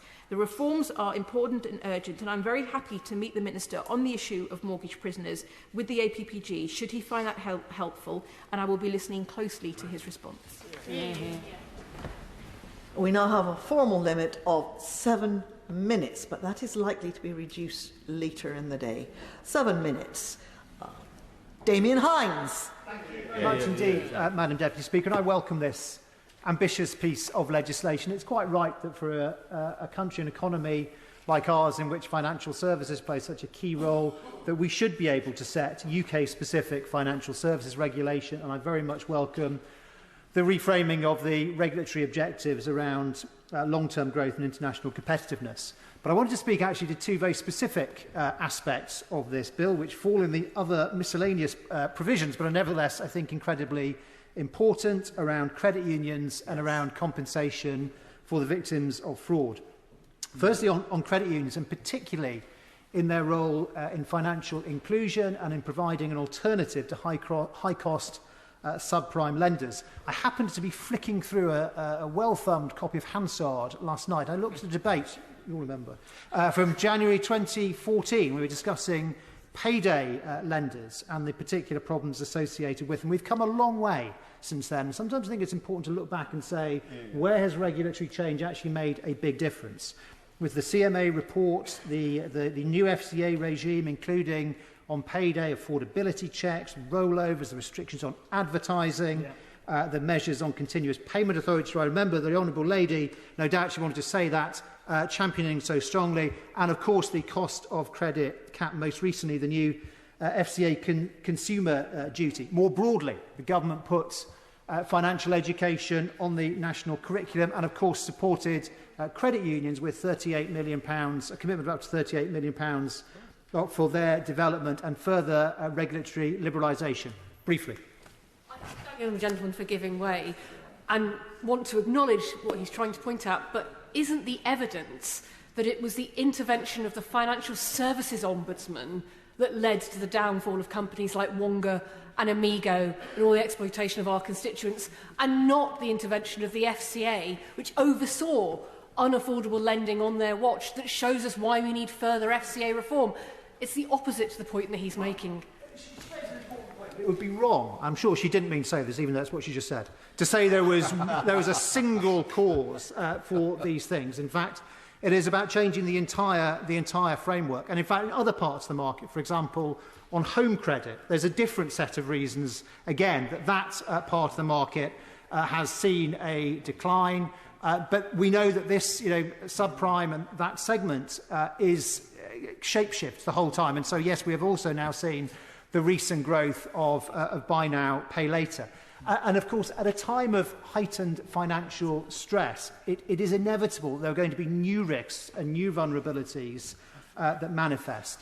Wise heads always remind us that in seeking to curb parts of the high-cost lending market that we don't like, there is always a danger that for some part of that customer base, you instead push them into the arms of a high-cost lender whose idea of a late payment penalty is a cigarette burn to the forearm. So we must get that balance right.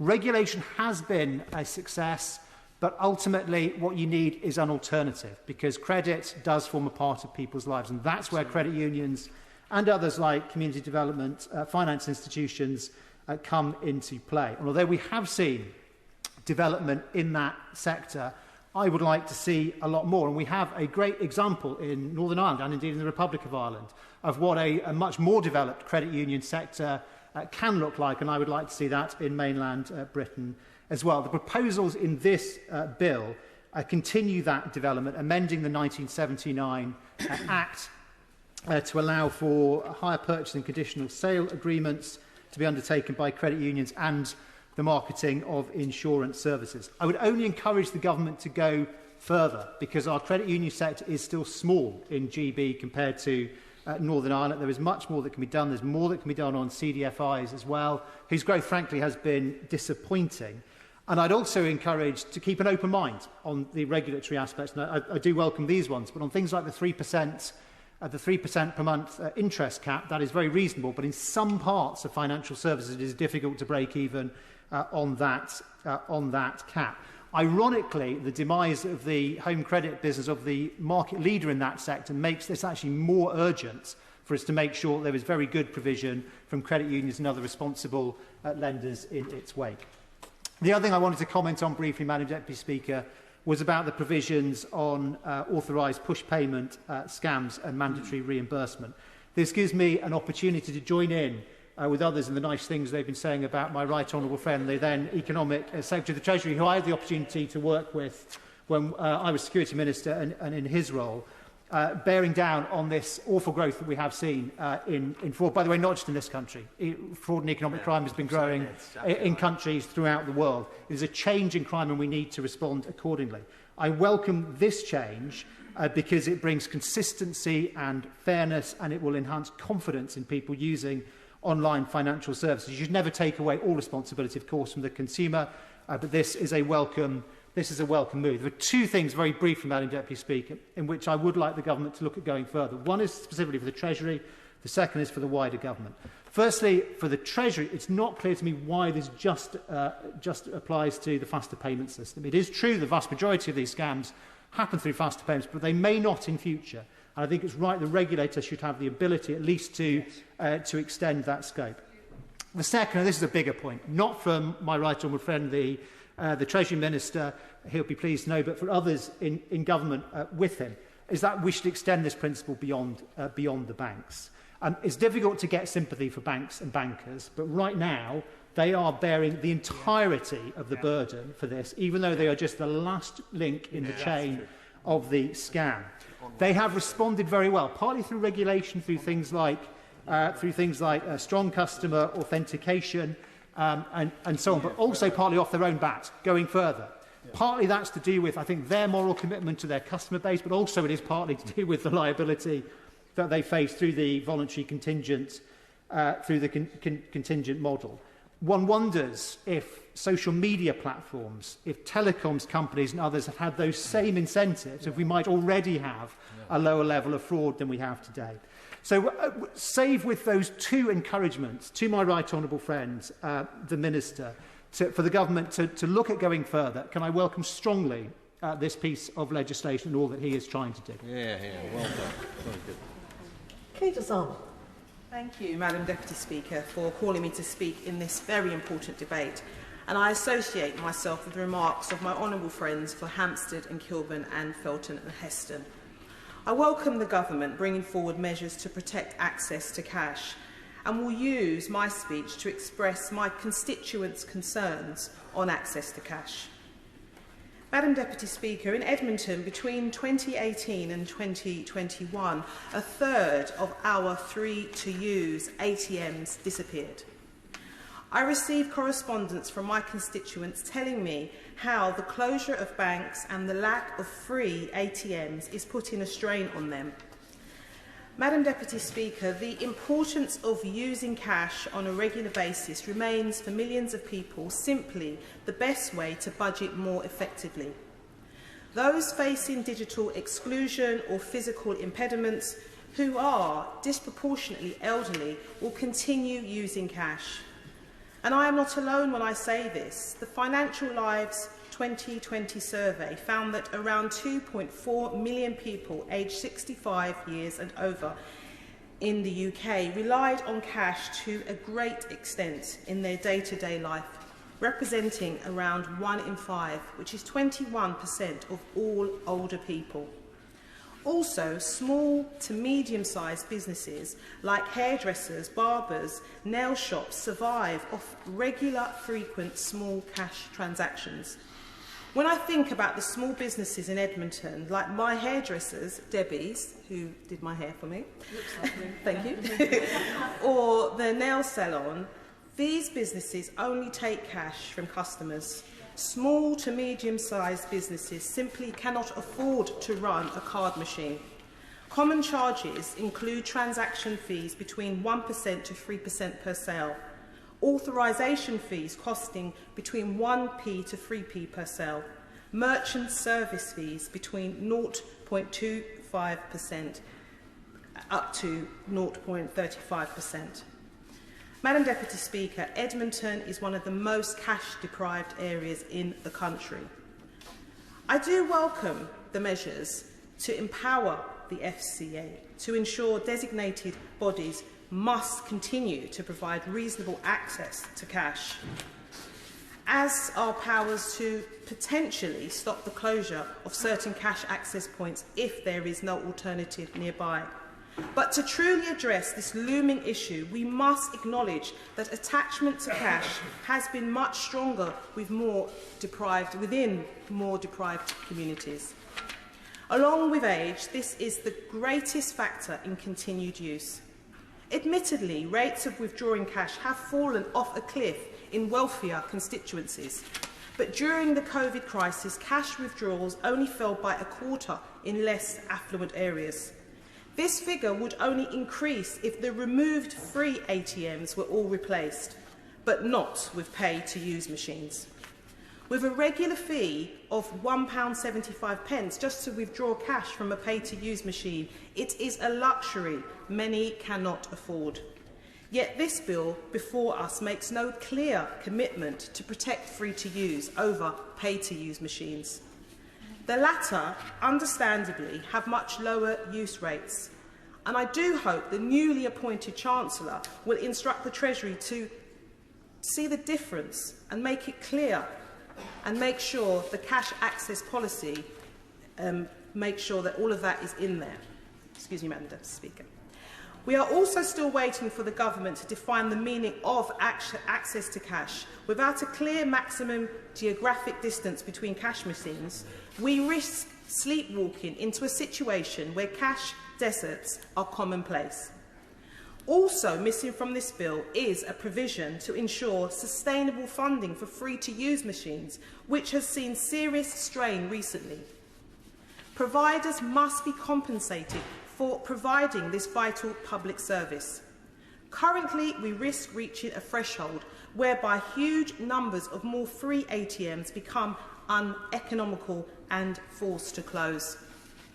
The model of funding should also consider the demographics and economic deprivation in any area, which bears a strong relation to the need for cash access. As I draw my comments to a close, this bill could be an important step in determining safeguards to access to cash in the long term.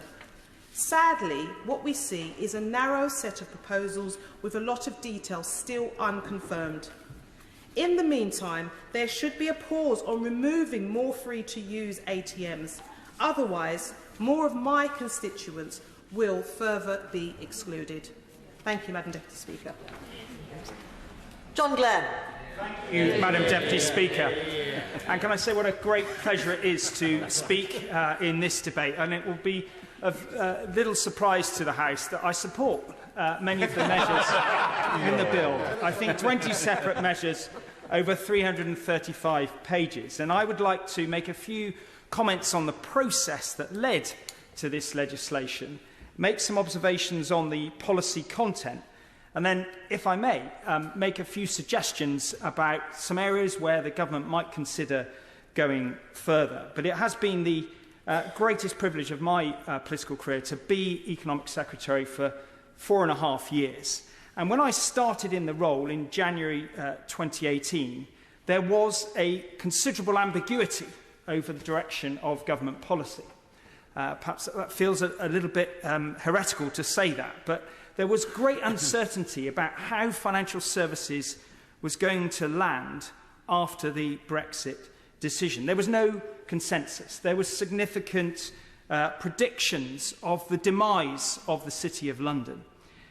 And I was very pleased, and I don't say it was all my doing, but over those 4.5 years, to see the resilience in the City of London. The global hub that is for financial services in London is phenomenally resilient and has proved to be so through the last 3 years. Now, after lots of discussions about dynamic alignment and other thoughts on how it should be delivered, we had the election and we had clarity. We had a new clear direction which has resulted in eventually this legislation, which has taken us back to the gold standard of the FSMA model. And I welcome that. But I also welcome the fact that this legislation has come about through deep dialogue with the City and the trade bodies that represent the financial services industry. As my right honourable friend, the member for Richmond, said, this is a critically important industry for our country. It generates 10% of our tax revenues. And that's why this framework that we're setting out today is so important. And I would like to pay tribute to Miles Selich at City UK, David Postings from UK Finance, Catherine McGuinness, now Chris Hayward at the City of London Corporation, Hugh Evans, now Hannah Gerger from the ABI. They were instrumental in constructing the sort of constructive dialogue with officials in the Treasury to actually ensure that the policy that we arrived at met the needs of that complex industry. And I thank them for the engagement that they had during my tenure.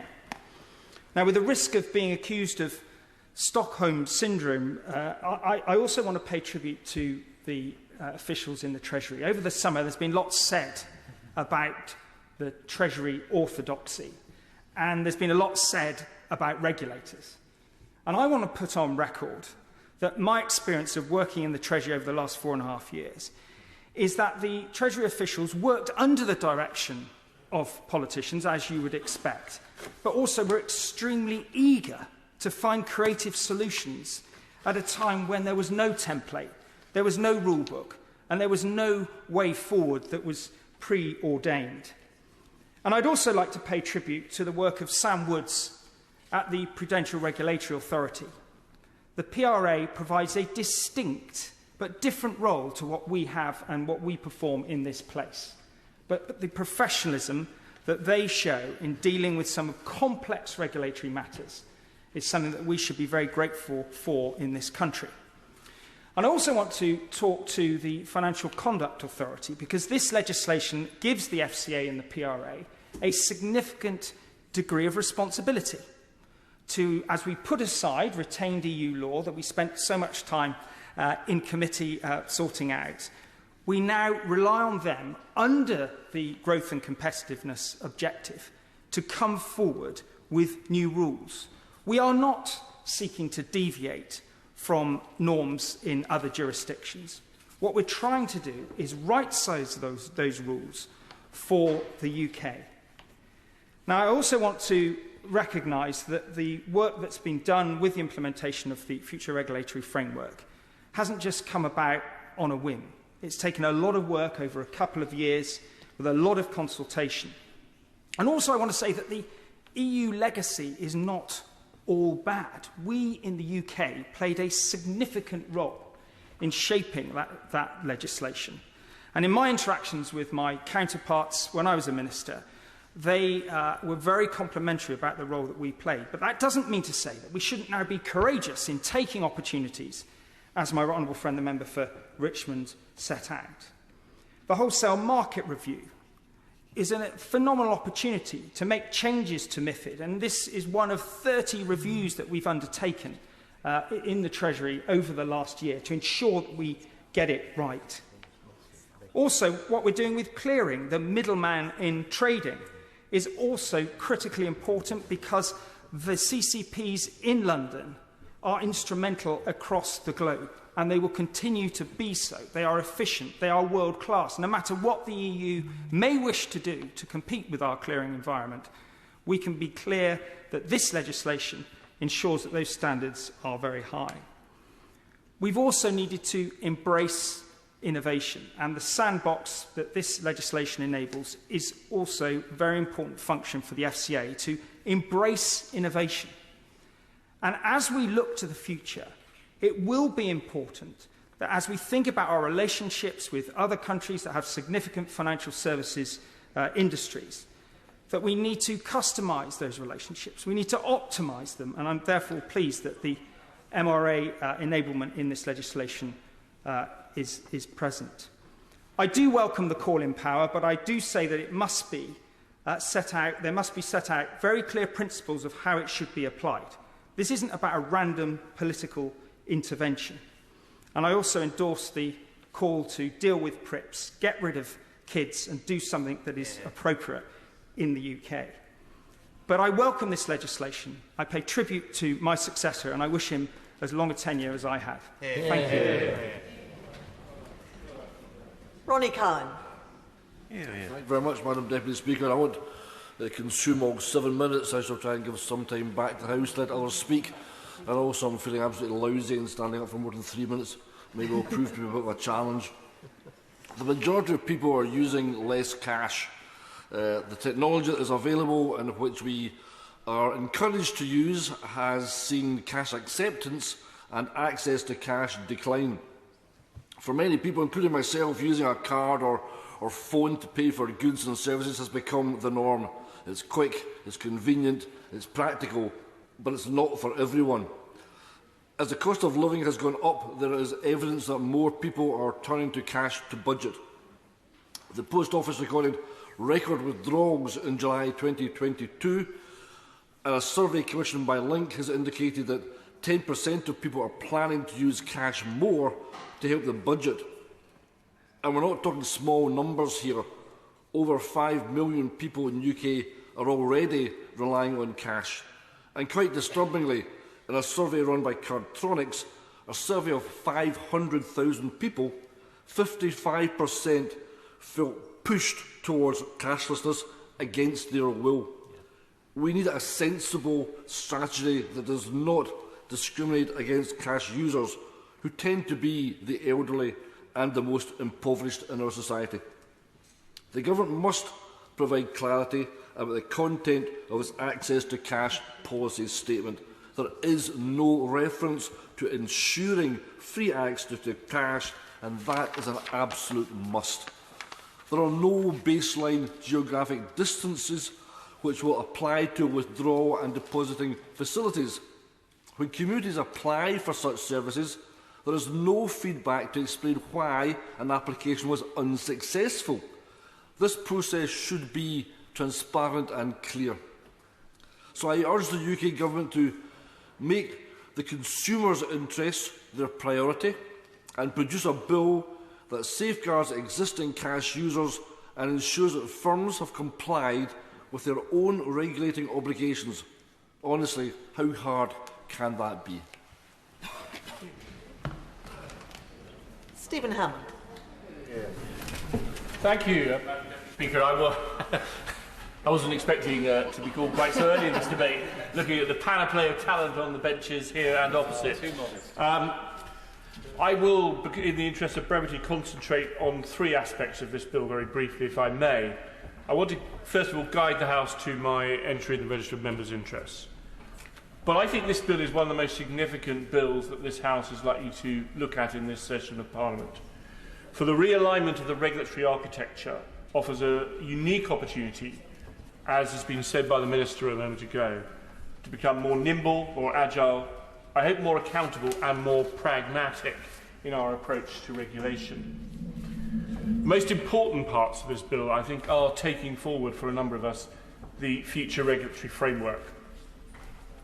Requiring regulation to comply and to promote international competitiveness is going to address some of the widely held concerns that in the past there have been occasions where regulators have used their powers narrowly and overly cautiously to reduce risk and at the same time reducing innovation, increasing costs, decreasing consumer choice, and had been overall detrimental for competition. And so I think placing what is, and let's be clear, a secondary objective on international competitiveness and growth is absolutely right, for it neither undermines regulators' independence, nor is it likely to cause any prospect of a financial crash by having this objective in place. I also don't believe, as some have said, that it is in any way a push for lowering of standards. The industry knows that proportionate and effective regulation by an accountable regulator is the key to international competitiveness.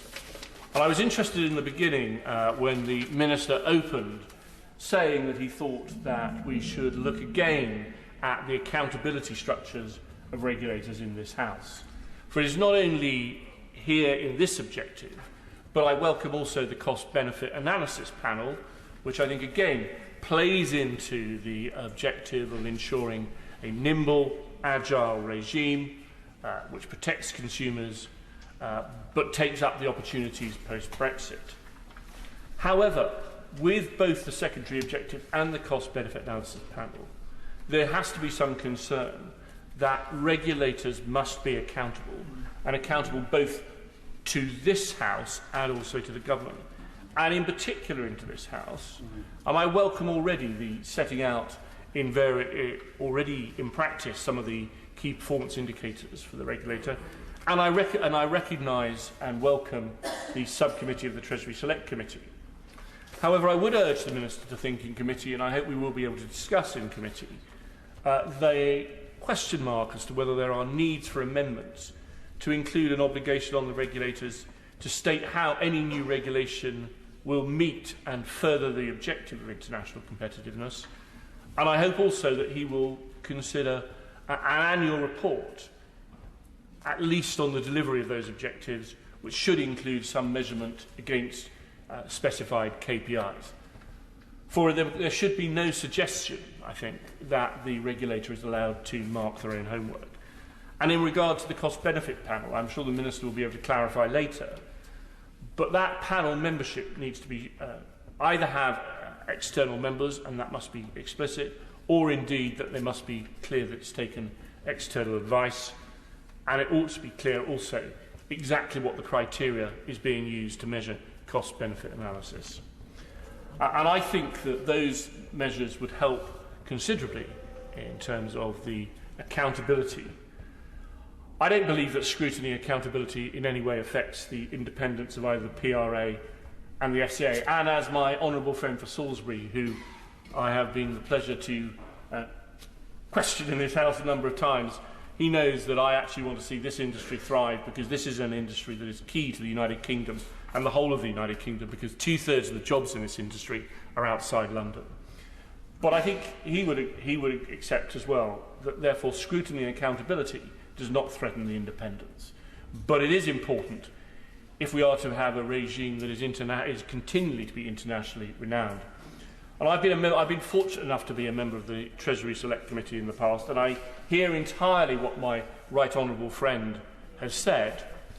However, I would say to him, the pressures on a subcommittee, and I accept they have the same powers, but the pressures of the membership of the Treasury Select Committee and those in a subcommittee, which therefore requires extra work, I suggest to him we should consider and open the debate as to whether or not, given the importance of this industry to jobs, growth across the country, whether or not this House needs to think again about whether just having a subcommittee of the Treasury Select Committee is adequate. And I would ask the Minister, perhaps in discussions, to consider yet again what happens in other jurisdictions, which is potentially a joint committee of both houses on financial services. I absolutely welcome so many more measures in this bill, but the other one I want to just touch very briefly on, because others will talk on the revocation of EU retained law, they'll talk on a number of the other aspects that honourable members have already spoken about, but can I urge the Minister to press ahead with mutual recognition agreements? This is another key way of ensuring that United Kingdom's financial services remain at the forefront of global financial trade. And pressing ahead with Switzerland is extremely welcome.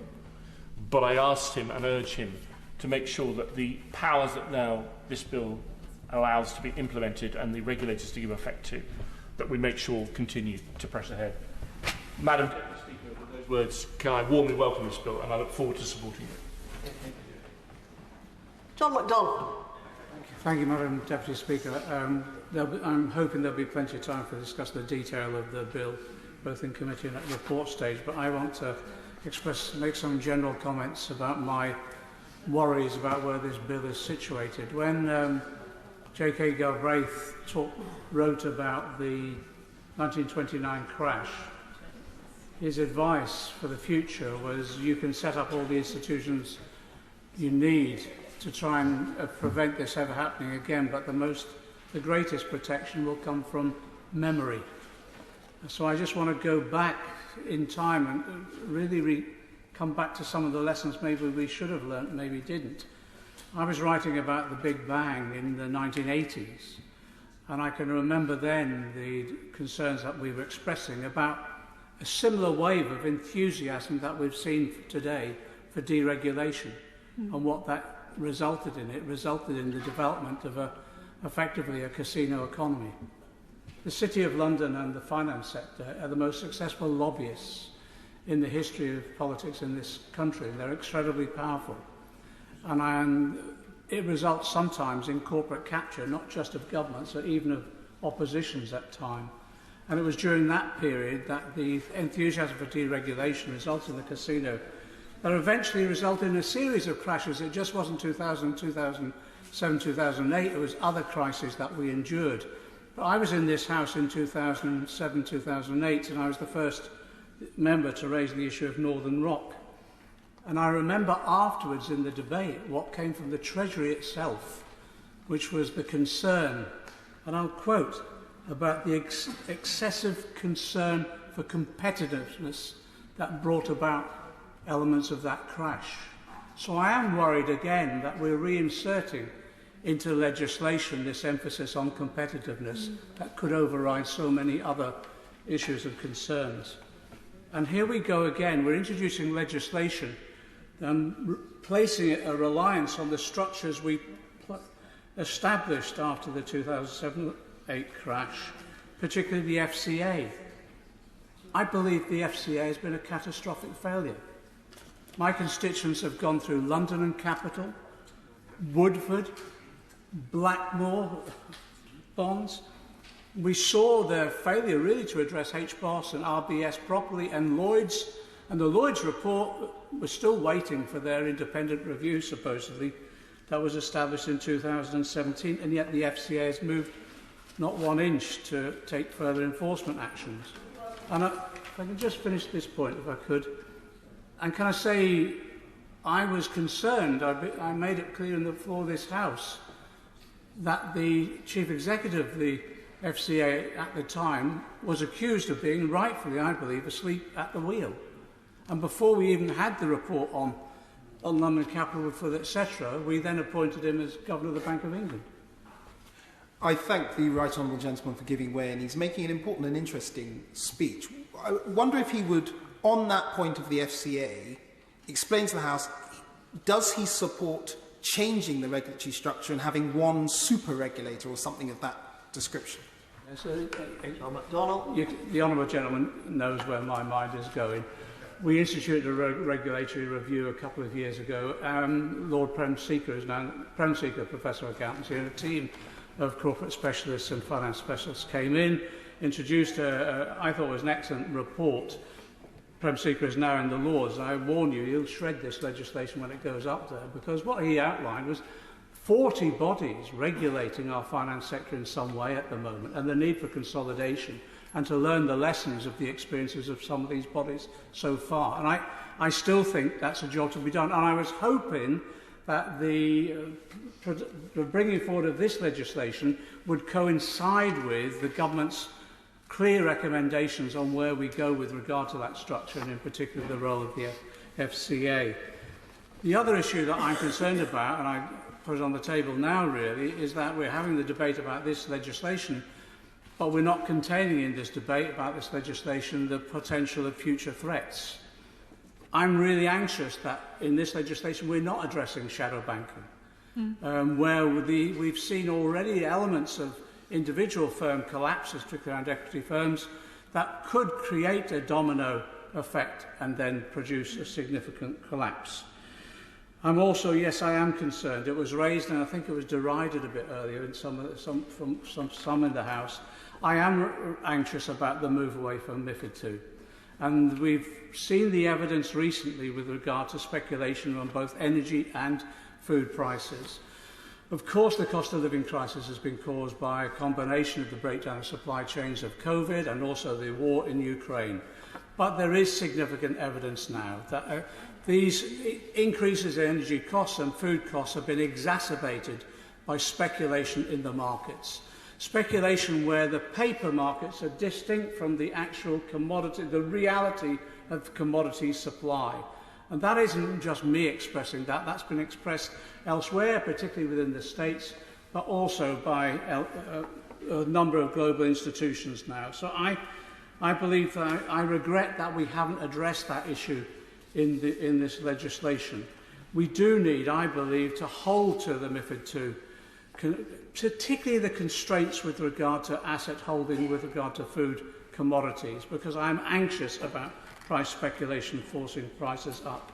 But I also think now, I was critical of Gordon Brown on some of his response for the banking crash in 2007, 2008. But one of the things he did do successfully, he did bring the world together. And there were international meetings where we looked at a global response to these problems. And I actually do now believe that we need to look at a global response to food and energy speculation that's taking place at the moment, exacerbating the cost of living crisis that our constituents are facing.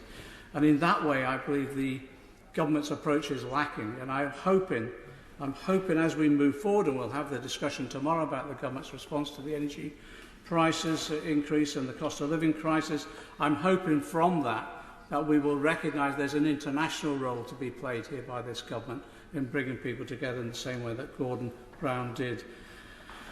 I'm particularly concerned about food, and if you look at what the UN has been saying at the moment, the UN, Special UN Rapporteur Olivia Sutter has actually said what's happening now is that people are betting on people's hunger. That cannot be right. And anything that we do that undermines in any way our own national legislation, which is against speculation in essential products like that, I think is dangerous. But actually, if we fail to ensure that we take up our international responsibilities, I believe that we'll regret that for the future as our people increasingly confront the problems of hunger and starvation.